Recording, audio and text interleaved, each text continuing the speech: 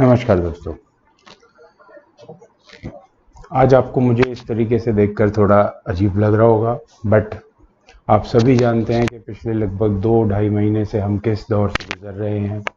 ये है हमारे ज़माने के लिए एक नया कोरोना काल। इस काल में यही अब एक नॉर्मल चीज़ है। हमारा गमछा वापस आ गया है। तो ये जो गमछा है इसका प्रयोग आप सभी जानते हैं कि हमको कहीं पर भी बाहर आते जाते सब सिचुएशन में करना है। जब भी हम किसी के साथ कांटेक्ट में आते हैं तो उससे हमें कम से कम 2 मीटर की दूरी बना के रखनी है। वो 2 मीटर की दूरी बना के रखना और अपने पास मास्क का प्रयोग करना आज का एक नॉर्मल सिनेरियो बन चुका है, क्योंकि इस समय मैं इस जगह में अकेला बैठा हूँ, ना मेरे आसपास कोई है, ना 2 मीटर तक कोई है। सो इसलिए मैं इस गमछे को, यह कहना चाहिए हमारे इस नए फैशन स्टेटमेंट को थोड़ा हटा सकता हूँ ताकि आवाज़ क्लियर रहे। चलिए दोस्तों, पिछले 2 महीने में आपने जिस तरीके से ये सारी चीज़ें हुई हैं वो सब आपने देखा होगा, समझा होगा, और हमने ये चीज़ जाना है कि कुछ भी नॉर्मल अब नहीं रहा है उस तरीके से, और सब कुछ बदल चुका है। बिज़नेस करने के तरीके बदल चुके हैं, पढ़ाई के तरीके बदल चुके हैं। बहुत सारे स्कूल्स ने इवन लाइव क्लासेस स्टार्ट कर दिया है। मेरे कज़न्स हैं कुछ जो बहुत ही अभी छोटे हैं, जो अभी स्कूल्स में पढ़ते हैं, and they are having online classes, जो कभी किसी ने सोचा भी नहीं था कि स्कूल लेवल पे इस तरीके से किया जाएगा। लेकिन समय की मांग है, हमें उसके साथ चलना है। फिलहाल 2 महीने लगभग आपसे दूर रहने के बाद समय की मांग ये है कि हम वापस अपने उस फ्लो में आएँ और जिधर हमने छोड़ा था उसी से आगे शुरुआत करें। रही बात आगे की, क्योंकि हमें ये अभी तक भी सारी चीज़ें नॉर्मल नहीं है, सब इक्विपमेंट्स हमारे पास नहीं है जिस तरीके से हम रिकॉर्डिंग्स किया करते थे। लेकिन फ़िलहाल जो भी चीज़ें आपको इस समय स्क्रीन पे दिखी जाएंगी, क्या क्या चीज़ें मैं यूज़ करके ये वीडियो का प्रसारण इस समय कर रहा हूँ, आप साथ में देख भी रहे होंगे कि मैंने डॉक्यूमेंट भी खोल के रखा है एंड किस तरीके से ये सारी चीज़ें हो रही हैं। आगे चलते हुए जिस तरीके से हमारा प्लान है कि हम एक फाइनेंशियल रिपोर्टिंग के लिए बैचेस भी अनाउंस करेंगे, उन चीज़ों को ध्यान में रखते हुए कि आगे, क्योंकि अब हर कोई इंसान बाहर जाते हुए इतना कंफर्टेबल नहीं होगा जितना हम पहले थे। सो उन सब बातों का ख्याल रखते हुए हम आगे जो भी डिसीजंस लेंगे उन सब को आपको कम्युनिकेट कर दिया जाएगा। फ़िलहाल के लिए हम आगे बढ़ते हैं अपने वीडियो पर, जो कि टॉपिक हमने लास्ट छोड़ा था, प्रैक्टिकल एस्पेक्ट्स हमें इंड AS 34 जो कि इंटरिम फाइनेंशियल रिपोर्टिंग से रिलेटेड होता है उसके लिए कंटिन्यू करने थे। इंटरिम फाइनेंशियल रिपोर्टिंग के जो भी कंटेंट एंड कंसेप्ट वीडियोस हैं वो आपके पास ऑलरेडी यूट्यूब पे अवेलेबल है। आप उन वीडियोस को जाकर आसानी से देख सकते हैं। उसका क्वेश्चन एंड प्रैक्टिकल एस्पेक्ट्स का वीडियो का मैंने एक जिक्र किया था, वो वीडियो आपके साथ आज मैं कंटिन्यू करने जा रहा हूँ। चलिए देखते हैं प्रैक्टिकल एस्पेक्ट्स इंड AS 34 के कंटेक्स्ट में क्या क्या है। हमने बात की थी कि इंड AS 34 होता क्या है। बेसिकली इंड AS 34 सिर्फ और सिर्फ एक चीज़ है। एक तो बैठ के पढ़ाने में ना FR बहुत ही ज़्यादा अनकंफर्टेबल सा फील हो रहा है, साथ में वो बोर्ड और वो सब कुछ होना चाहिए। चलिए हम अब इस टेक्नोलॉजी को ही बोर्ड बनाएंगे। तो जो इंटरिम फाइनेंशियल रिपोर्ट का जो बात था उसमें हमें ये देखना है कि एक फाइनेंशियल स्टेटमेंट बनाते समय, जो कि एक इंटरिम फाइनेंशियल स्टेटमेंट है, जो कि पूरी तरीके से 12 महीने की नहीं है, ये वो कुछ कम महीने की है, वो फाइनेंशियल स्टेटमेंट्स बनाते हुए हमें किन किन चीज़ों का ख्याल रखना है, ये हमारा मेन मुद्दा था इंटरिम फाइनेंशियल रिपोर्ट का। हमें वो कैसे बनाना है और कब कब बनाना, कैसे बनाना है और किन बातों का उसमें ख्याल रखना है, ये सारी चीज़ें हमने उसमें डिस्कस की थी। अब बात कर लेते हैं कुछ प्रैक्टिकल एस्पेक्ट्स की, कुछ सवालों की। सबसे पहले बात करते हैं, देखिए अगर मैं लेके चलता हूं कि कोई बैंक स्टेटमेंट की आपको एंट्री करनी है, ठीक है, आप 30 सितंबर के किसी भी फाइनेंशियल्स बना रहे हैं, आपको बैंक स्टेटमेंट की बारे में कुछ सोचना है, तो 30 सितंबर तक जो भी अकाउंटिंग एंट्रीज बैंक में रिफ्लेक्ट कर रही होंगी आपको उसको लेना ही पड़ेगा, इसके अंदर कोई दो राय नहीं है, ठीक है जी। लेकिन कुछ ऐसे मुद्दे आएंगे आपको लगेगा कि ये मैं 30 सितंबर में कंसीडर करूं या ना करूं। आपके दिमाग में दो अलग अलग धारणाएं चलेंगी, दो अलग अलग थॉट्स होंगे। आपके किसी कलीग का एक थॉट होगा, किसी दूसरे कलीग का एक थॉट होगा। उसके ऊपर इंड एस 34 ने कुछ इलस्ट्रेटिव एग्जाम्पल्स के तौर पे हमको गाइड करने की तरीका सोचा है। हम उन्हीं प्रैक्टिकल एस्पेक्ट्स को आज अपने साथ डिस्कस करेंगे। चलिए बात करते हैं सबसे पहले मेन मुद्दा प्रोविजंस। भाई 30 सितंबर है, मैं किसी चीज का प्रोविजन बनाऊं या ना बनाऊं ये मेरे को देखना है। यार मेरे प्रॉफिट्स थोड़े अच्छे नहीं जा रहे, एक काम करते हैं इस बार प्रोविजन रहने देते हैं, थोड़ा आगे किसको पता चल रहा है 30 सितंबर में हुआ था कि नहीं हुआ था, और दिसंबर वाले फाइनेंशियल्स में देख लेंगे, दिसंबर क्वार्टर में। ऐसा दिमाग में थॉट आता है। कई बार लगता है अरे एक काम करते हैं, इस बार प्रॉफिट अच्छा है, अगली बार कुछ होने लगा, वो प्रोविजन वगैरह सब अभी बना के रख दो, ठीक है, ताकि इस बार तो मैनेजमेंट झेल जाएगी कि प्रॉफिट अच्छा है, तो थोड़ा बहुत अगली बार फिर वो सवाल जवाब करेंगे। नहीं, इन सब चीज़ों से बात नहीं बनती। बात किससे बनती है? बात बनती है कि प्रोविजन बनाने के लिए इंड एस 34 ने, या प्रोविजन के इंड एस यानी कि इंड एस 37 ने, या किसी और गाइडेंस ने जो कि किसी हमारे इंस्टीट्यूट के द्वारा दी गई है या गवर्नमेंट के द्वारा दी गई है, उसने क्या कहा है उससे बात बनती है। ऐसे मेरा मन कर रहा है ऐसे बात नहीं बनती है। चलिए, प्रोविजन के रिलेशन में हमारे पास जो प्रॉब्लम स्टेटमेंट, हमने इसको इस तरीके से डिफाइन किया है कि प्रॉब्लम स्टेटमेंट क्या है, हम उसके ऊपर क्या अंडरस्टैंडिंग है हमारे पास उस चीज़ के रिगार्डिंग, और क्या सर्कमस्टांसेस है, और फिर हम क्या कंक्लूजन निकालते हैं।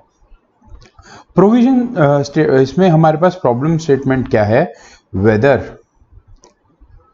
It says whether a provision should be made or adjusted for any particular item as at interim period. सीधा मुद्दा है, क्या बनाया जाना चाहिए या एडजस्ट किया जाना चाहिए। जब मैं कहता हूं एडजस्ट किया जाना चाहिए, दैट मीन्स कि वो ऑलरेडी कुछ बना हुआ है तो मैं उसकी एडजस्टमेंट करूंगा, ठीक है जी। तो इसके ऊपर हमारी अंडरस्टैंडिंग क्या कहती है, ये अंडरस्टैंडिंग हमें कहां से निकल के आई है, ये अंडरस्टैंडिंग हमें इंड एस 37 से निकल के आती है, जो कहती है एक प्रोविजन रिकॉग्नाइज किया जाना चाहिए सिर्फ और सिर्फ तभी जब उसका एक इकोनॉमिक बेनिफिट्स का ट्रांसफर हो, एक पास्ट इवेंट हो, और एक ऑब्लिगेशन हो। लीगल और कंस्ट्रक्टिव वो हम जब इंड एस 37 पढ़ेंगे तब बात करेंगे। एक ऑब्लिगेशन हो, ठीक है जी। चलो, ये तीन चीजें अगर है तो हमारी अंडरस्टैंडिंग बनती है कि प्रोविजन बनना चाहिए, ठीक है। अब चाहे प्रॉफिट ज्यादा हो, चाहे कम हो, चाहे बिल्कुल भी ना हो, प्रोविजन बनाना ही पड़ेगा। देखते हैं आगे हमारे पास सर्कमस्टांसेस किस तरीके के। हमारे पास दो सर्कमस्टांसेस हो सकते हैं कि प्रोविजन ऑलरेडी एग्जिस्ट करता है तो उसको एडजस्ट करें, या अब वो एडजस्टमेंट कुछ भी हो सकती है कि वो खत्म भी हो सकता है बिल्कुल, और बढ़ या थोड़ा घट भी सकता है। दूसरा है कि नो प्रोविजन एग्जिस्ट। सो दोनों ही केसेस में हम क्या करेंगे कि प्रोविजन अगर एग्जिस्ट करता है तो जो भी अपवर्ड या डाउनवर्ड उसके अंदर मूवमेंट होगी उसको अपने P&L में रिकॉग्नाइज करेंगे, एंड जो भी बेस्ट एस्टिमेट होगा उससे अपने ऑब्लिगेशन को फाइनली प्रोवाइड फॉर करके चलेंगे। अगर कोई भी प्रोविजन एग्जिस्ट नहीं करता तो क्या होगा? यदि कोई भी प्रोविजन एग्जिस्ट नहीं करता है तो हम अपनी अंडरस्टैंडिंग और इंड एस 37 की एप्लीकेबिलिटी के हिसाब से ये चीज डिसाइड करेंगे कि प्रोविजन बनना चाहिए था या नहीं। अगर हाँ जवाब आता है तो हम प्रोविजन बनाएंगे, और जो भी प्रोविजन बनेगा उसको P&L से मार्क करके चलेंगे। रिकॉग्नाइज करके चलेंगे। ठीक है जी, आगे बढ़ते हैं। तो अब कंक्लूजन क्या निकलता है? It says Ind AS 34 requires apply the same criteria for recognizing and measuring provision as at interim date as it would be end of the financial year। तो जो लोग ये सोच रहे थे कि अभी इंटरिम फाइनेंशियल्स हैं तो क्या हम इंटरिम फाइनेंशियल्स में थोड़ा प्रोविजन को डेफर कर दे? नहीं जी, आप डेफर नहीं कर सकते। क्या प्रीपोन कर लें? नहीं, आप प्रीपोन भी नहीं कर सकते। यदि अगर इंड एस 37 बोलता है तो आप सब कुछ कर सकते हैं। सेम काम करना है जो आप करते as if it is your financial year ending. I hope ये अंडरस्टैंडिंग आपको बन गई होगी। अभी ये अंडरस्टैंडिंग आपको आगे बहुत जगह पे समझ दिखाई देगी कि हर बार वो कहेगा, हर बार का मतलब कुछ बार वो कहेगा कि सेम काम करो जैसा कि अगर आप करते यदि आप फाइनेंशियल ईयर एंड पे होते तो। चलिए बात कर लेते हैं प्रोविजन। एक ओवरऑल मोटा मोटा इससे हमें बात समझ में आ गई। नेक्स्ट पॉइंट हमारा आता है मेजर प्लान्ड पीरियोडिक मेंटेनेंस और ओवरऑल। प्रॉब्लम स्टेटमेंट एक बार समझते हैं। When there will be an existence of an obligating event in case of a major maintenance and overhauling activities। आज है मई 2020, ठीक है जी। मैं एक बिजनेसमैन हूं, ओनर, और मैंने सोचा है कि हमारा जो प्लांट है, जो फैक्ट्री है, फैक्ट्री को दिसंबर में हम मेंटेनेंस कराएंगे। अभी मुझे लिखना भी नहीं आता है इस पे ज़्यादा, देख लो कैसी गंदी राइटिंग आ रही है, बच्चे से भी खराब। ठीक है जी। तो हमने कहा कि हम दिसंबर 2020 में ये मेंटेनेंस का कार्यक्रम करेंगे। जब हमने कहा कि हम दिसंबर 2020 में ये मेंटेनेंस का कार्यक्रम करेंगे तो जब अप्रैल टू जून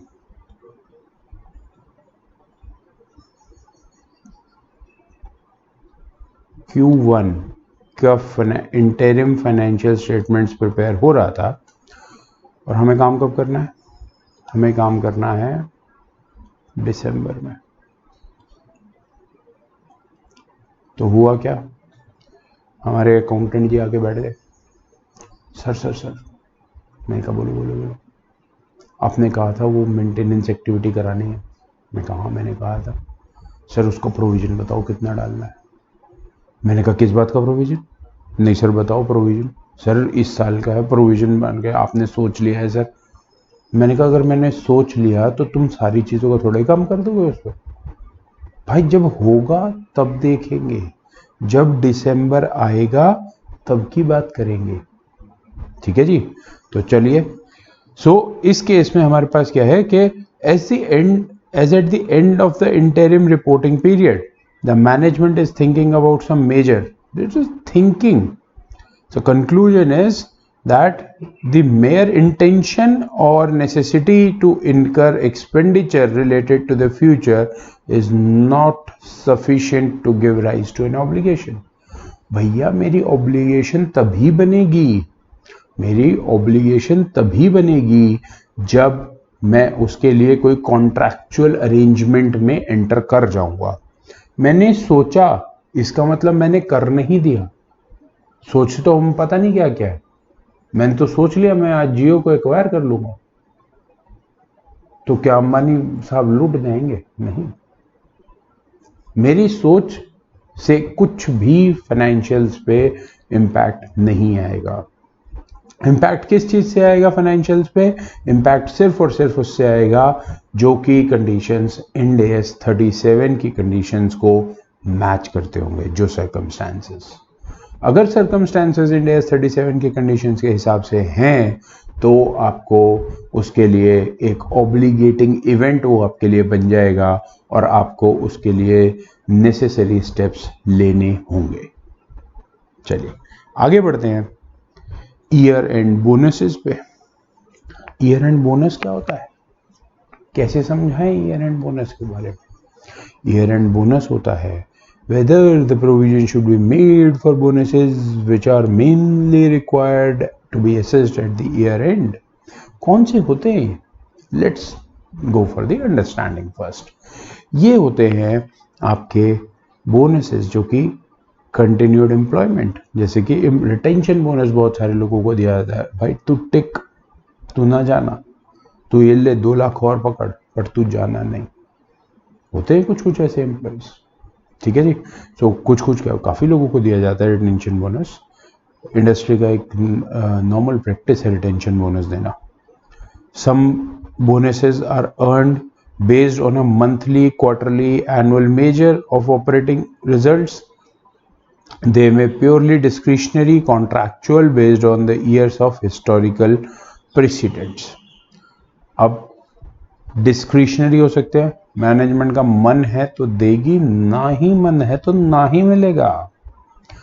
कॉन्ट्रैक्चुअल, हमने आपसे वादा किया है, हम ये अवश्य देंगे आपको। Based on the past years, Dhiru भाई अंबानी जी दिया करते थे, अनिल अंबानी जी के पास तो कुछ रहा ही नहीं अब देने के लिए। मुकेश अंबानी जी अब देंगे कि नहीं देंगे, वो पास्ट ईयर्स पे होता था, अब यहाँ पे भी होगा कि नहीं, ये देखने वाली बात है, ठीक है जी। सो ये इन चीज़ों के बेसिस पे हम क्या कहते हैं कि कोई एक लाइबिलिटी बनती है या नहीं बनती है, हम इन चीज़ों के बेसिस पे वो डिटरमाइन करने की कोशिश करते हैं। जब भी हम इन चीज़ों के बेसिस पे डिटरमाइन करने की कोशिश करते हैं तो कहीं ना कहीं हमारा एक कॉन्ट्रैक्चुअल तो ठीक है, डिस्क्रिशनरी तो फिर अगेन उस पर कुछ कहा ही नहीं जा सकता क्योंकि वो एक प्योरली डिस्क्रिशनरी ही है, ठीक है। हाँ, जब हिस्टोरिकल होता है तो कहीं ना कहीं एक इमोशनल एंगल या कोई लालच बीच में आ जाता है कि करें ना करें, कैसे करें। लेकिन हम इन चीज़ों से, किसी भी चीज़ से अपने आप को इफेक्ट नहीं होने देंगे, अपने अकाउंटिंग डिसीजंस को इफेक्ट नहीं होने देंगे, और हम सीधा सीधा क्या देखेंगे, a bonus is anticipated for interim purposes if and only if, अगर ये कंडीशन है तो ही आपको करना है, अदरवाइज हाथ भी मत लगा देना इस कैसी चीज को। क्या कंडीशन है, अगर एक लीगल ऑब्लिगेशन है और पास्ट प्रैक्टिस है, और वो क्या करती है कि वो बोनस को एक कंस्ट्रक्टिव ऑब्लिगेशन बना देती है जिसका एंटिटी के पास कोई ऑल्टरनेटिव नहीं है, तब तो बोनस आएगा। अगर उसका कोई ना कोई ऑल्टरनेटिव निकल आता है तो हो सकता है आप उस चीज को प्रोवाइड फॉर ना करें। लेकिन अगर कोई ऑल्टरनेटिव नहीं है, लीगल ऑब्लिगेशन है तो फिर करना ही करना है, उसमें तो ऑल्टरनेटिव की बात ही नहीं आती है। Here we are talking of past practice, और इवन लीगल ऑब्लिगेशन में देयर आर पॉसिबिलिटीज कि उसका कोई ऑल्टरनेटिव निकल जाए, कोई पॉइंट ऑफ प्रोविजनिंग अलग बन रहा हो या कुछ भी हो सकता है उसमें भी। लेकिन पास्ट प्रैक्टिस का अगर कोई ऑल्टरनेटिव नहीं है तो आप उसको छुएंगे भी नहीं, आपको उसको प्रोविजन करना पड़ेगा। एंड है reliable estimate can be made, और एक जब रिलायबल एस्टिमेट आप बना सकते हैं तो भी आपको बोनस प्रोवाइड फॉर करना पड़ेगा। क्या ऐसा हो सकता है कि हमारी पास्ट प्रैक्टिस थी बट हम रिलायबल एस्टिमेट ना बना सके? हो सकता है, सिचुएशन कुछ भी हो सकती है, बट बहुत ही रेयर होंगी वो ऐसी सिचुएशन कि हमारे पास पास्ट प्रैक्टिस है और हम उस चीज़ का एस्टिमेट नहीं कर पा रहे हैं, ठीक है जी। आगे बढ़ते हैं। इंड एस 19 अगर उस चीज़ को एम्प्लॉय बेनिफिट है, जो इस पे फर्दर एस्पेक्ट्स है कि बोनस कैसे प्रोवाइड करना है, क्या वैल्यूएशन होगी उसकी, किस तरीके से करना है, वो इंड एस 19 के हिसाब से चलेगा। चलिए एक और मुद्दा इसी उसमें कि vacation, holidays and other short term compensated absences. ये जितनी भी चीज़ें हम पढ़ रहे हैं ना, आपको लग रहा होगा कि ये प्रैक्टिकल एस्पेक्ट है, मैं सिर्फ समझा रहा हूँ, इन्हीं से मिलते जुलते ना क्वेश्चन बना के डाल देगा। जैसे वो आपको कह देगा, एक केस स्टडी बना देगा छोटी सी कहेगा कि कंपनी में पास प्रैक्टिस हुआ करती थी बोनस देने की, पर अब प्रॉफिट्स कम होने की वजह से कंपनी सोच रही है कि इसको नहीं करते हैं। कंपनी ने डिसाइड किया है कि वो अगर करेंगे तो इतना अमाउंट आएगा।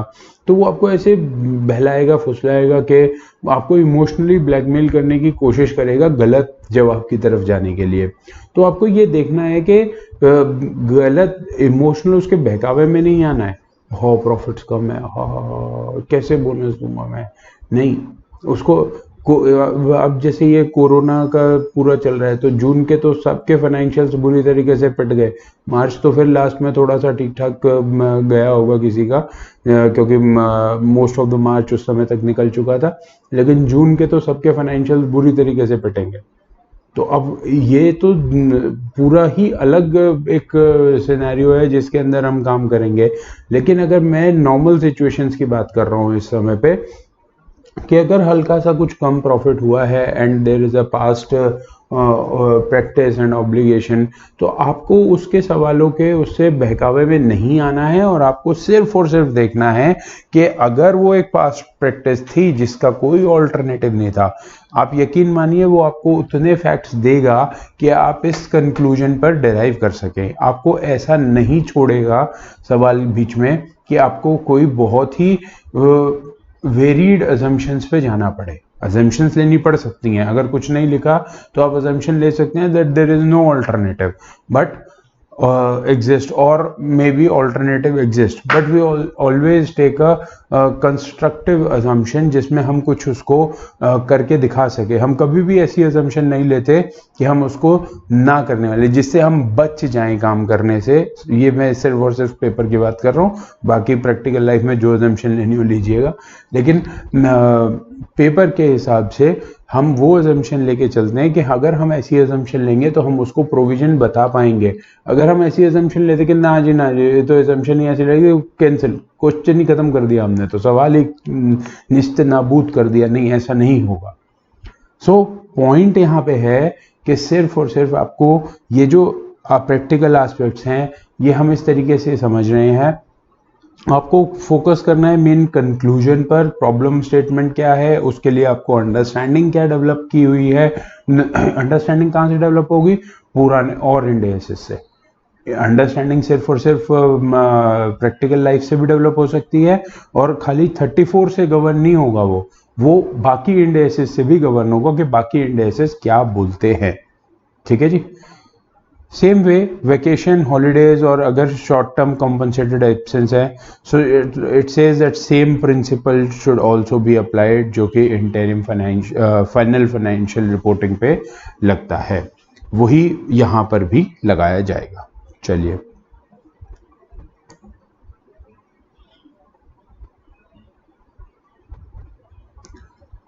कहता है अदर प्लान। अब हर बार प्रोविजन की बात हो रही है, आपको कब तक प्रोविजन वाली चीजों की बात करोगे, आ गया other plan but irregularly occurring cost. कुछ होता है प्लान्ड है, जैसे कि प्लान्ड कॉस्ट क्या होती हैं? प्लान्ड कॉस्ट है आपकी जो स्टाफ है आपका, उसका स्टाफ का कोई ट्रेनिंग या कोई सेमिनार्स के लिए आपने कोई भी कॉस्ट की प्लानिंग कर रखी है, that in the month of December when your there is a lean period और there is not much work with the employees, तो आप उस समय पे क्या करेंगे, आप उस समय पे एक ट्रेनिंग सेशंस रखेंगे 10 दिन का, 15 दिन का। बट अभी तो वो उसके लिए आपने किसी को अपॉइंट नहीं किया है, आपने कोई कॉन्ट्रैक्चुअल ऑब्लिगेशन नहीं डाला है किसी के ऊपर उसको करने का। हो सकता है आपने बजटरी मेजर्स लिए हों, कि आपने एक बजट बना के रखा है, मैनेजमेंट ने उस बजट को अप्रूव करके रखा है। अब एचआर की टीम या कोई जो आपके यहाँ पे डेवलपमेंट टीम्स होंगे आपके कंपनी के अंदर, वो काम कर रही होंगे उस पर कि किस तरीके से काम करना है, लेकिन वो तभी एक आपकी लाइबिलिटी बनेगा या प्रोविजन बनाने की उस पर आवश्यकता है जब आप कॉन्ट्रैक्चुअल अरेंजमेंट कर चुके हैं। ठीक है जी, आगे बढ़ते हैं, सवाल एक बार देख लेते हैं इसमें। Whether the irregular occurring cost which are planned and budgets are also approved should be recognized as an obligation at the end of the interim period. Conclusion is recognizing an obligation at the end of the interim financial reporting period for such costs have not yet incurred generally is not consistent with the definition of a liability. तो आप उसको उस समय पे liability मान के नहीं चलेंगे. लायबिलिटी तभी होगी जब एक कॉन्ट्रैक्चुअल ऑब्लिगेशन में आप एंटर कर चुके होंगे. एंड नाउ वो अंडरस्टैंडिंग में देख लेते हैं. एंटिटीज बजट में include certain costs expected to be incurred irregularly during the financial year, such as charitable contribution, employee training costs. Those costs generally are discretionary even though they are planned. So planning होने से खाली कुछ नहीं होता है. जब तक आप उसके लिए कॉन्ट्रैक्चुअल ऑब्लिगेशन में नहीं बंधेंगे तब तक के आप उसको प्रोविजन नहीं डाल के चलेंगे. चलिए अब बात कर लेते हैं कुछ एसेट रिलेटेड इश्यूज की. जब हम बात करते हैं एसेट रिलेटेड इश्यूज तो उसका क्या मतलब होता है कि उसकी रिकॉग्निशन का मुद्दा है मेनली. दैट इज रिकॉग्नाइज कब करना है उसको, क्योंकि उसी के बेस पे उसकी कॉस्ट कहाँ जा रही है वो डिटरमाइन होगी. उस पर डिप्रिसिएशन कितना लगना है या अमोर्टाइजेशन कितना लगना है वो सब कुछ उसी पर डिटरमाइन किया जाएगा. So how the recognition criteria of intangible assets are met as at the interim period. Understanding हमारे पास क्या है? An entity will apply the definition and recognition criteria for an intangible asset in the same way in an interim period as an annual period. भैया जी जो year and पे करते थे वही आज भी करना, कुछ भी गड़बड़ नहीं करना. जो ईयर एंड पे होता था वही आपको उसी तरीके से आज भी लेकर के चलना पड़ेगा. तो आप समझिए इस बात को कि इंटेंजिबल एसेट्स के केस में वो कहता है कि जो डेफिनेशन और रिकॉग्निशन क्राइटेरिया आप अपनाते एज इफ ये एनुअल स्टेटमेंट हैं वही क्राइटेरिया आपको अपनाना है as if on the interim financials. Deferring, अब बात आता है इसको डेफर करने की. Deferring cost as assets is in an interim balance sheet in the hope that the recognition criteria will be met later in the financial year is not justified. No, you can't do that. This is not expected by the maker of the law or the provisions. चलिए depreciation amortization कैसे करेंगे? Depreciation and amortization for interim period based on the assets owned during the interim period does not consider asset acquisitions and disposition planned for later in the financial year. बाद में जो होगा बाद में देखेंगे. पहले जो आज की बात है उसको आज ही लेके चलेंगे. जितने दिन तक आपने एसेट यूज कर लिया उतना डेप्रिसिएशन का आप प्रोवाइड फॉर कर दीजिएगा. ठीक है जी. इन्वेंट्री मुद्दा बड़ा गर्म है. इन्वेंट्री का प्रॉब्लम स्टेटमेंट देखते हैं. Is the way we treat inventory at the interim period is different from the treatment in the financial year end. The answer is no. ठीक है. चलिए सो अब इन इसके इन्वेंट्री के अंदर क्या बात आती है कंक्लूजन एक बार देख लेते हैं. Inventories are measured at the interim period as the same principle as the financial year end. अब मेन मुद्दा क्या आएगा? आप कहेंगे फाइनेंशियल ईयर एंड पे तो हम बहुत सारी एक्टिविटीज करते हैं, इन्वेंट्री काउंट भी करते हैं और सब कुछ होता है. जी आपको वो सब कुछ करना है बट उस लेवल तक नहीं करना जिस लेवल तक फाइनल रिपोर्टिंग के टाइम पे करते हैं. किस लेवल तक करना है? फिर इस लेवल तक कर लेना कि जिस लेवल तक ये संतुष्टि हो जाए कि हाँ जो है वो सही है. सो इट सेज कि Ind AS 2 inventories establishes standards for recognizing and measuring inventories. Inventories create particular problems at the end of the financial reporting period because of the need to determine the quantities, costs and NRV. ये तीन चीज होती है, quantity, costs and NRV. So basically ये दो चीजें तो आपके वैल्यूएशन का पार्ट हो जाती हैं. ठीक है. So उस केस में फिर कहता है nonetheless the same measurement principles are applied for inventories to save cost time, entities often use estimates to measure inventories at the interim dates to a greater extent than at the end of the annual periods. Following are the examples. NRV कैसे calculate करना है and interim manufacturing variances जो आएंगे वो किस तरीके से calculate करना है वो इसके अंदर बताया गया है। तो मेन मुद्दा वही है कि अगर आप उसकी कॉस्ट कुछ बचा सकते हैं, कुछ टाइम बचा सकते हैं तो वो आपको ज़रूर करना चाहिए। आपको ये नहीं सोचना है कि मुझे तो एक एक काम करना ही है एज इफ मैं इसको फाइनल फाइनेंशियल्स बना रहा हूँ। मेनली प्रोसीजर्स वही होंगे बट कुछ एक तरीके से कहना चाहिए कुछ परसेंटेज उस पर आप कम कर सकते हैं। चलिए आगे बढ़ते हैं। Foreign currency translation gain and loss, बिल्कुल सेम फंडा, बिल्कुल उसी तरीके से measured for interim financial, same principle as the financial year end, उसमें कोई इधर उधर नहीं जाना। जैसे एज इफ ये फाइनल फाइनेंशियल ईयर एंड है उसी तरीके से इंटरिम पीरियड में भी आपको करना है। इम्पेयरमेंट ऑफ एसेट्स के बाद में भी बिल्कुल सेम लगेगा बट दैट डजंट मीन के the entity must necessarily make a detailed impairment calculation at the end of the each impairment interim period। आपको बहुत डिटेल्ड नहीं जाना है, अगेन वो इन्वेंट्री की तरह ही है, काम सारे करने हैं बट बहुत डिटेल्ड नहीं करने हैं, ठीक है। ये इसी तरीके से इम्पेयरमेंट ऑफ एसेट्स भी चलेगा। अब मेन मुद्दा आता है टैक्स एक्सपेंस का। ये सबसे क्रिटिकल मुद्दा है हमारे कहना चाहिए पूरे इंटरिम फाइनेंशियल रिपोर्टिंग में जो भी प्रोविजनिंग की जाती है या जिस भी तरीके के एफर्ट्स किए जाते हैं इसको बनाने के लिए, टैक्स एक्सपेंस का calculation is the most important and critical aspect of it, ठीक है जी। टैक्स एक्सपेंस जब आप एक यहाँ पे डायग्राम बना देखते हैं तो वो डायग्राम जो है आपको 6 बातों के बारे में याद कराता है। 6 बातें कहता है कि calculating tax rate, different tax year and financial year, carry forward of losses, tax credits, income taxable at special rates and future expectations of change in taxes. Basically ये वो 6 मुद्दे हैं जिस पे हमारा टैक्स एक्सपेंस की डिस्कशन पूरा rotate करेगी। जब मैं कहता हूं ये वो 6 मुद्दे हैं तो ये 6 मुद्दे कैसे निकल के आए हैं? क्या मुद्दे 7 हो सकते हैं? क्या मुद्दे 5 हो सकते हैं या 4 हो सकते हैं?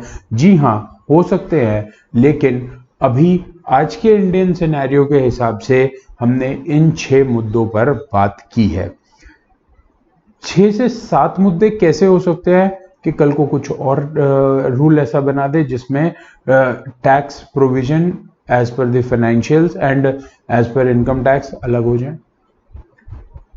5 कैसे हो सकते हैं मुद्दे कि जैसे मान लीजिए वो कहते हैं कि different tax year and financial year, वो कहते हैं कि नहीं जी, इंडिया में आपको सिर्फ और सिर्फ एक ही फाइनेंशियल ईयर रखना है जो सेम होगा आपके टैक्स ईयर से।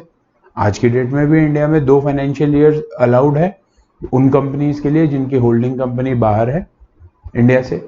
बाकी सबको तो अप्रैल टू मार्च फॉलो करना है एंड इंडिया का टैक्स ईयर भी अप्रैल टू मार्च है, लेकिन जो बाहर की कंपनीज हैं उनको अभी भी एक डिफरेंट फाइनेंशियल ईयर यूज करने के लिए अलाउ किया है। सो वो अगर चीज बंद हो जाए तो आपका 6 से मुद्दे 5 हो जाएंगे। तो मुद्दा मेन ये है कि आज हमारा जो डिस्कशन है आज के सिनेरियो में वो इन 6 पॉइंट्स के ऊपर डिपेंड करता है, ठीक है। चलिए देख लेते हैं क्यों ऐसे अब इसके अंदर प्रॉब्लम आ रही है। ये प्रॉब्लम फाइनेंशियल ईयर एंड पे तो नहीं आती। क्या फाइनेंशियल ईयर एंड पे ये 6 मुद्दे डिस्कस कर रहे होते हैं? नहीं कर रहे होते। प्रॉब्लम्स होती हैं थोड़ी बहुत उसको मैच करने में, बट वो इजीली सबके अंडरस्टैंडिंग में है, सबके दिमाग में वो चीज़ सब बैठी हुई है और उस तरीके से काम होता है। लेकिन इंटरिम में ऐसा क्या हो जाता है कि वो काम करना पड़े? पहली बात, इंटरिम फाइनेंशियल्स बनाते समय जो भी टैक्स की कैलकुलेशन हो रही है हमें वो टैक्स पे नहीं करना है। टैक्स की पेमेंट होगी सिर्फ और सिर्फ जो हम एडवांस टैक्स कैलकुलेशन करते हैं उसके रूल्स एंड प्रोविजंस के हिसाब से।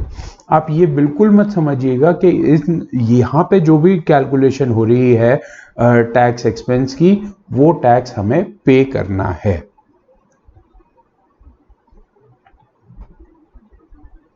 सॉरी।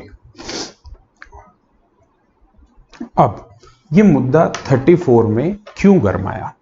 क्योंकि 34 में मुद्दा इसलिए गरमाया कि उसने सिर्फ बात करी कि टैक्स एक्सपेंस कर देना, टैक्स एक्सपेंस को कैलकुलेट कर देना, जबकि हमारे यहां पर जो हम कैलकुलेशन करते हैं वो करते हैं करंट टैक्स की,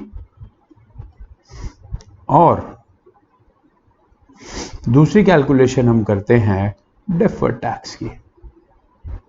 उसने इन दोनों को अलग नहीं किया और उसने कहा कि आप टैक्स एक्सपेंस कैलकुलेट कर देना। जब उसने कहा टैक्स एक्सपेंस कैलकुलेट कर देना, तो हमने तो समझ लिया कि डेफर्ड टैक्स और करंट टैक्स दोनों करना है, या एक करना है, या क्या करना है, हमें समझ ही नहीं आया। तो हमने कहा कि कोई नहीं, इसको समझते हैं और आगे बढ़ते हैं, इसको समझने की कोशिश करते हैं। चलिए, ये मेन मुद्दा है कि जो उसने इन दोनों टर्म्स को अलग अलग यूज नहीं किया, इसलिए हमारे पास ये मुद्दा खड़ा हुआ। उसने कहा टैक्स एक्सपेंस, इसका मतलब हम परेशान हो गए कि एक दोनों के ये कुछ और बात कर रहा है। चलिए, सबसे पहले उसने कहा कि भाई आप एक काम करना। हमें कहा बताओ क्या काम करना है? कहता है कि आप एक annual effective rate of tax निकाल लेना। हमारा पहला मुद्दा calculation of the tax rate, ठीक है जी।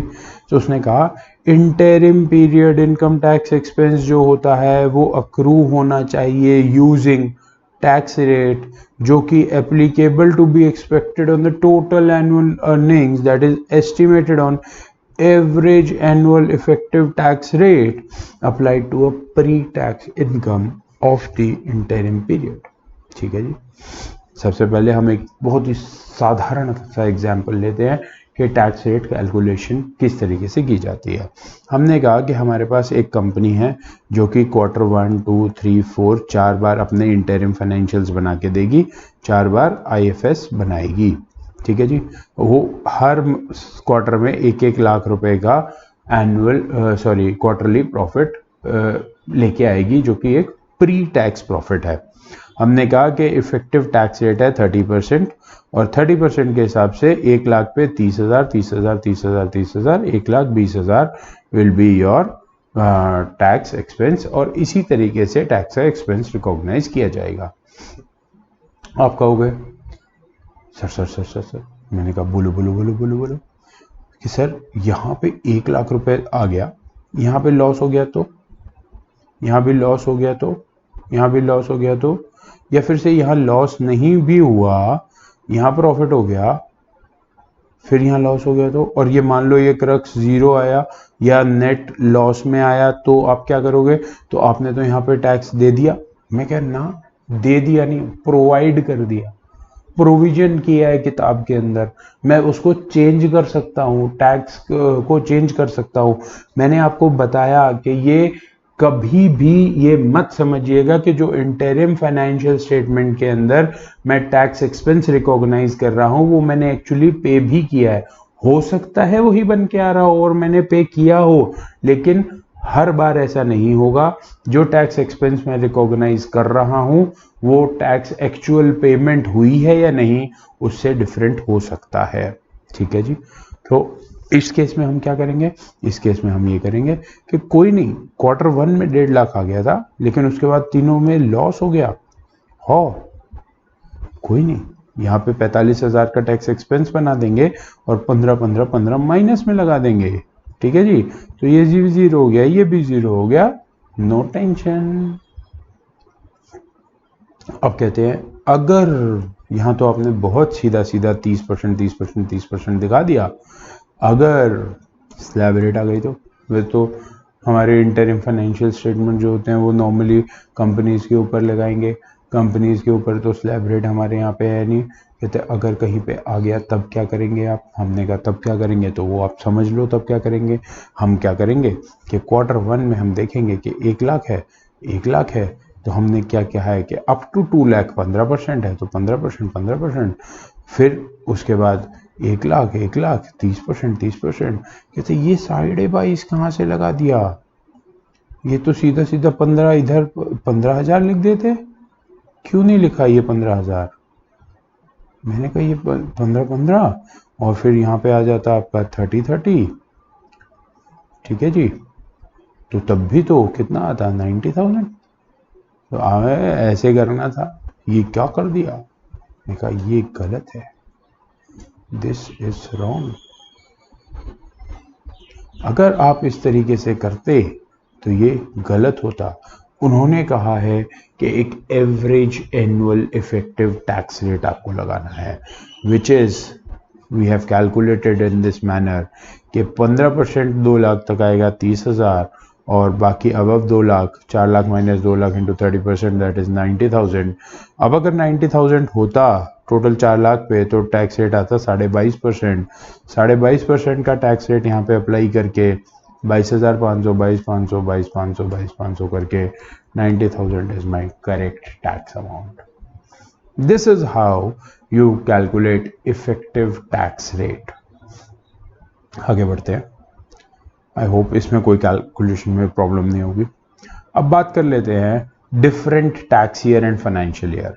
अगर हमारा different tax year financial year है, हमने आई थिंक एग्जाम्पल में क्या यूज़ किया है, जैन दिसंबर। सो एग्जाम्पल में जो है जैन दिसंबर है हमारे पास, और हमारा जो टैक्स फाइनेंशियल ईयर है वो है अप्रैल टू मार्च। तो उस केस में क्या किया जाएगा, उस केस में क्या हो रहा होगा कि कोई एक क्वार्टर हमारा जो कि फाइनेंशियल रिपोर्टिंग करते टाइम जो फर्स्ट क्वार्टर है जनवरी टू मार्च का, वो एक अलग टैक्स फाइनेंशियल ईयर में पड़ रहा है, और जो बाकी है वो एक अलग टैक्स फाइनेंशियल ईयर में पड़ रहा है। So this is our January 2020 and this is December 2020।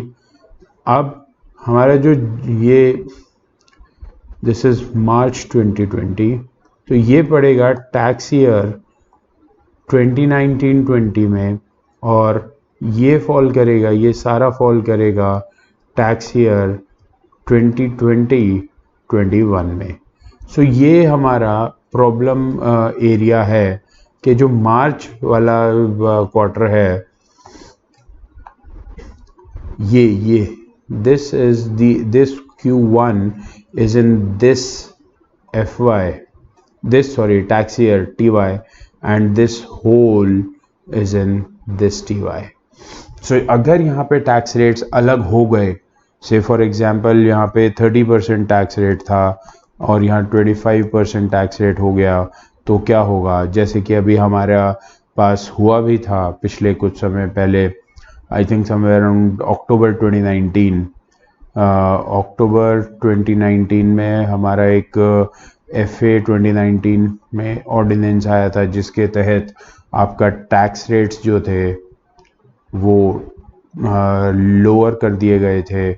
अगर एक सेक्शन 115 आई गेस BAA के द्वारा, that is I think yes this same section जिसमें आपको टैक्स रेट लोअर कर दिए गए हैं, एंड BAB भी है साथ में, उसमें भी आपको फर्दर अगर आप मैन्युफैक्चरिंग कंपनी है तो उसमें 15% टैक्स रेट का बेनिफिट मिलता है।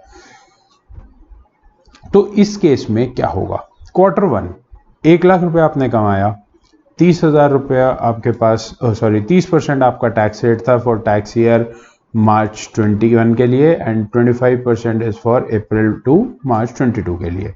सो बाकी जगह पे 25 लगेगा, यहाँ पे 30 लगेगा, एंड उसके हिसाब से हमारी ये कैलकुलेशन होके टैक्स निकल के आ जाएगा, nothing else to be done.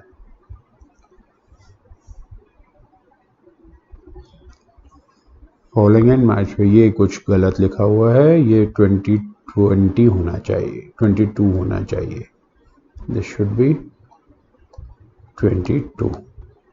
इसकी करेक्शंस करके हम आपको डॉक्यूमेंट, करेक्टेड डॉक्यूमेंट अपलोड करेंगे। चलिए, कैरी फॉरवर्ड ऑफ लॉसेस होता है तो क्या होगा। कैरी फॉरवर्ड ऑफ लॉसेस जो हमारा थर्ड पॉइंट था, थर्ड पॉइंट था, फोर्थ पॉइंट था, थर्ड पॉइंट है carry forward of losses.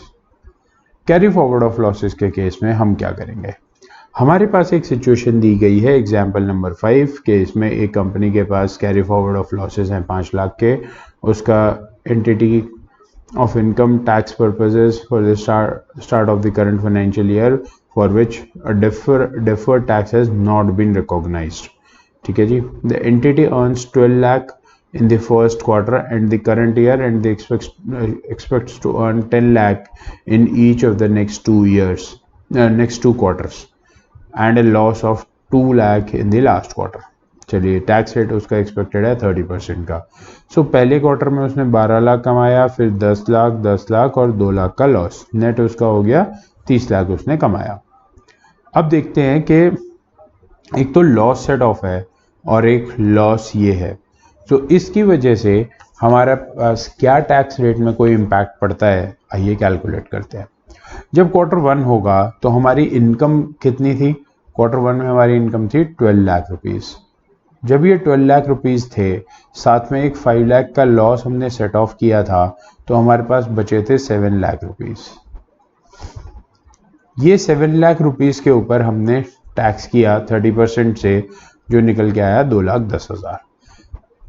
Quarter 2 में कोई भी प्रॉब्लम नहीं थी, सीधा 10 लाख के ऊपर 30%, 3 लाख।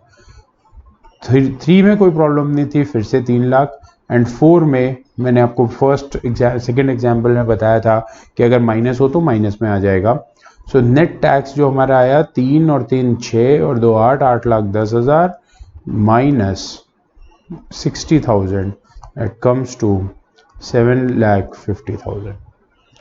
ठीक है जी, ये 7,50,000 का टैक्स अगर हमारी इनकम 30 लाख है तो बनता है 25%। उसके हिसाब से हमने इफेक्टिव टैक्स रेट निकाला और अपनी इनकम 12 लाख के ऊपर 25% निकाला 3 लाख, एंड इस सो ऑन कैलकुलेशन करके हमारा टैक्स रेट आता है 7,50,000। So these are different scenarios जहाँ पे आपको किस तरीके से टैक्स रेट कैलकुलेट करना है और किस तरीके से उस पर्टिकुलर क्वार्टर या उस पर्टिकुलर पीरियड का टैक्स एक्सपेंस रिकॉग्नाइज करना है, हम इसको समझ रहे हैं और सीख रहे हैं। आगे बढ़ते हैं। अगर कोई टैक्स क्रेडिट्स होते हैं तो देखिए, टैक्स क्रेडिट्स जो होते हैं वो या तो वन टाइम होंगे या कुछ सालों तक होंगे। टैक्स क्रेडिट का कुछ भी बेस हो सकता है कि वो टैक्स क्रेडिट आपके कैपिटल बेस हो सकते हैं, वो टैक्स क्रेडिट्स आपको रेवेन्यू पे बेस हो सकते हैं कि अगर आप इतना किसी एक पर्टिकुलर एरिया में सेल करेंगे तो आपको बेनिफिट मिलेगा। तो उसके हिसाब से जो भी होगा उसको हमको कंसिडर करके चलना होगा। क्या गाइडेंस हमको देता है वो एक बार हम पढ़ लेते हैं। It says some tax jurisdictions gives taxpayers credit against the tax payable based on the amounts of capital expenditure, exports, research and development expenditures and other basis, कुछ भी हो सकता है। Anticipated tax benefits of this type for the full year are generally reflected in computing the estimated annual effective income tax rate, because those credits are generated and calculated on an annual basis under most tax law regulations। तो जो भी वो tax credit होंगे आपको उनका benefit already लेके चलना है अपने इनकम में। ठीक है जी। On the other hand, tax benefits that relate to one-off event are recognized in computing income tax expense in that interim period। अगर कोई वन ऑफ इवेंट है तो जिस इंटरिम पीरियड में होगा वो उसी इंटरिम पीरियड में आपको लेना है और किसी भी इंटरिम पीरियड में अलग से आप नहीं ले सकते उसको। In the same way, special tax rates applicable to particular category of income are not blended into a single effective or annual tax rate। Moreover, in some jurisdictions, tax benefits or credits, including those related to capital expenditures and levels of export, while reported on the income tax return, are more similar to a government grant and are recognized in the interim period in which they arise। So इस case में, इस particular case में आपको ये देखना पड़ेगा कि कहीं आप टैक्स क्रेडिट को एक गवर्नमेंट ग्रांट की तरह कंसीडर तो नहीं करना चाहते अगर उसका नेचर उस प्रकार का है तो।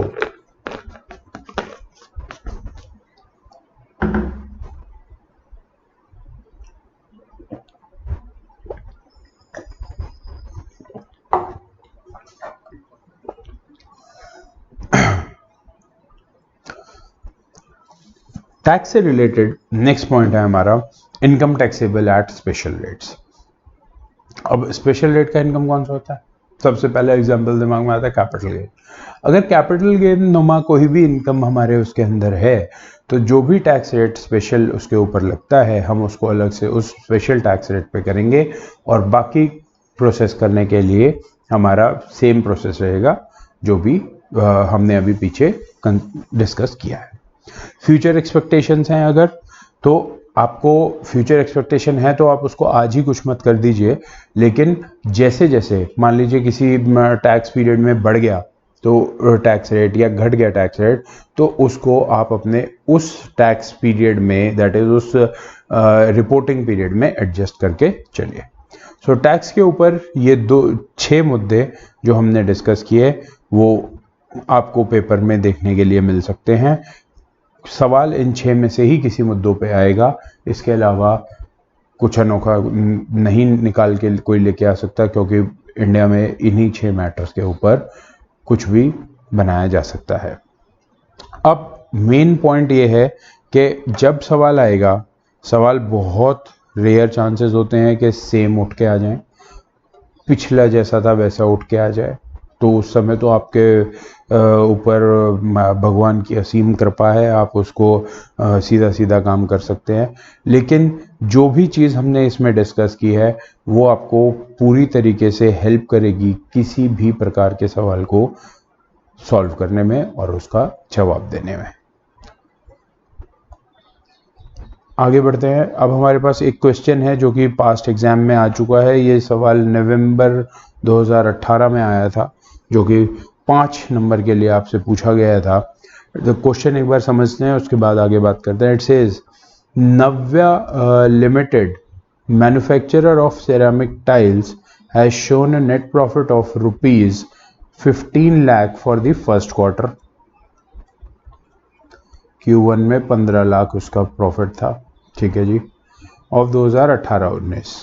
Following adjustments were made while computing the net profit. उसने ये 4 एडजस्टमेंट की while computing the net profit. तो जो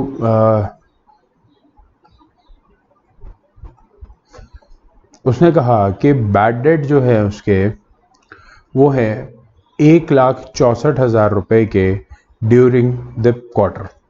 75% of the bad debts have been deferred. 75% of the bad debts have been deferred for the next 3 quarters. Okay, 25% for each quarter. उसने कहा जी हमारे पास 1,64,000 के bed date है पूरे साल के लिए, और ये पूरे साल के जो क्वार्टर 1 के बेड डेट्स हैं हम इसको अगले 3 उस पर अपोर्शन कर रहे हैं। यानी कि पहले उसमें उसने कहा कि ये हमारा क्वार्टर है 1 2 3, ये 1 2 3 4, 1,64,000 हमने यहाँ पे आइडेंटिफाई किया है, और इस 1,64 का जो भी 75% है हमने आगे वाले 3 पोर्शंस पर बांट दिया है 2 3 4 क्वार्टर में 75%। क्या ये सही है? अब मुझे क्या पता, आगे देखेंगे सही है कि नहीं।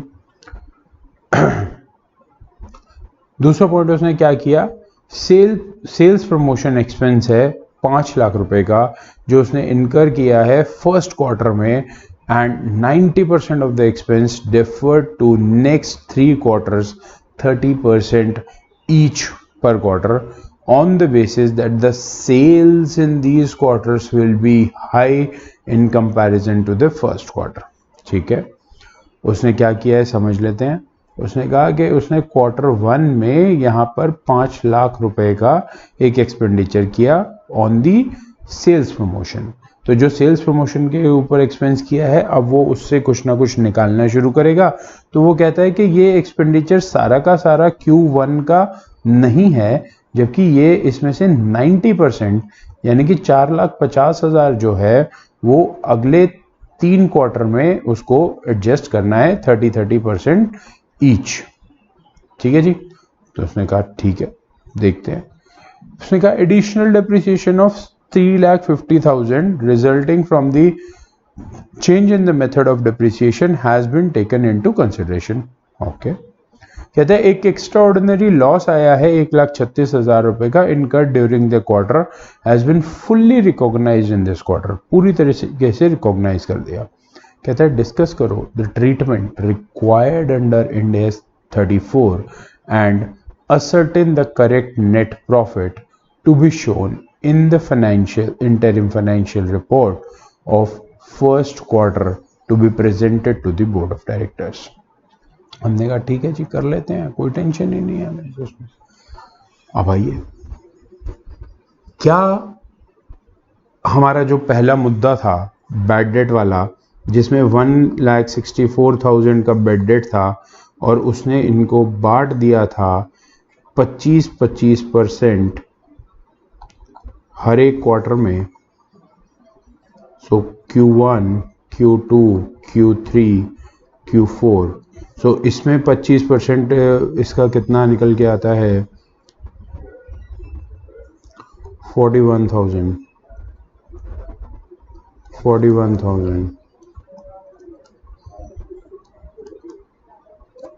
इसका मतलब उसने क्या किया था, ये 41,000 को तो कंसीडर कर लिया था, दिस इज कंसीडर्ड, ठीक है, but these are not considered, so these total amounts to 1,23,000 rupees. So that totally means that उसका जो प्रॉफिट है 15 लाख रुपए का, उसके अंदर से ये 1,23,000 रुपए मुझे और माइनस कर देने हैं 1,23,000 on account of bad debts. क्या ये बात सही है? जी बिल्कुल ये बात सही है, क्योंकि बैड डेट्स हैं, एक्चुअल हैं, जिस क्वार्टर में या जिस पीरियड में फॉल कर हो गए हैं, उनको उसी पीरियड में, उसी इंटरिम पीरियड में हमें रिकॉग्नाइज करना है। दूसरा मुद्दा, जो डेफर्ड सेल्स प्रमोशन का एक्सपेंस था, जो उसने फिर से किया था, 5 लाख रुपए का सेल्स प्रमोशन का एक्सपेंडिचर था, और उसने कहा था क्वार्टर 1, 2, 3, 4 में मैं इसको बांटूंगा। जो इसने बात की थी, उसने कहा था 10%, यानी कि 50,000 मैं ऑलरेडी यहाँ लूंगा, और बाकी 1,50,000, 1,50,000 और 1,50,000 मैं यहाँ पे कंसिडर करूंगा।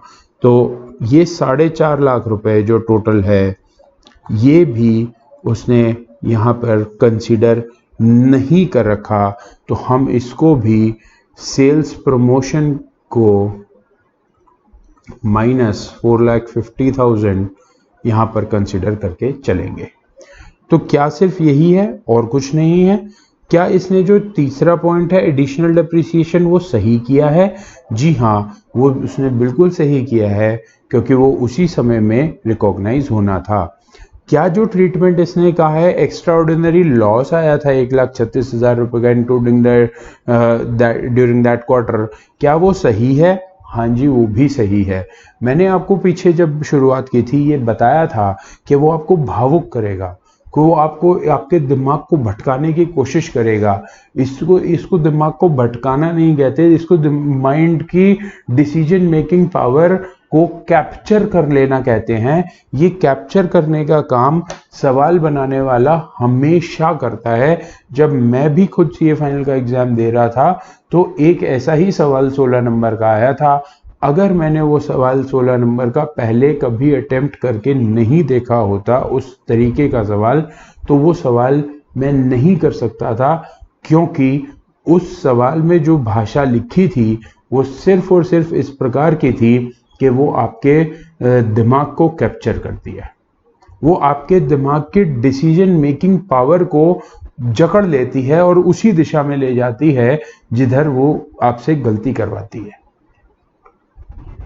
पूरा उसने इस मेनली आप ये देखिए बैड डेट्स पे फिर भी आप एक बार को कन्विंस्ड हो जाते हैं, आपका दिमाग इतना नहीं भटकता, लेकिन सेल्स प्रमोशन के कंसेप्ट पॉइंट पर आपका दिमाग भटकने वाला पूरा काम था इसके अंदर।